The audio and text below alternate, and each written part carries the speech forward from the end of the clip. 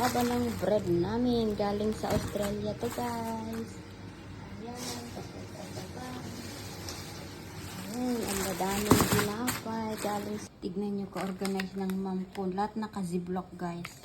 Ayan. Ziplock lahat to guys. Yung mga ham. Ayan. Nahati-hati na to guys. Ayan. See? $9. $9. $18. $21. Kamahal naman pala to. $9.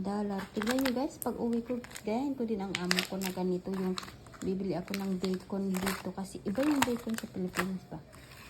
Ayan guys, di ba? Hindi masisira agad pag ganito talaga. Naka-ziplock, naka-vacuum, hindi lang ziplock guys, vacuum guard. Ito, papakita ko sa iyo anong ginagamit niya. Kasi meron din ako nito. Ang dami naming Australian asparagus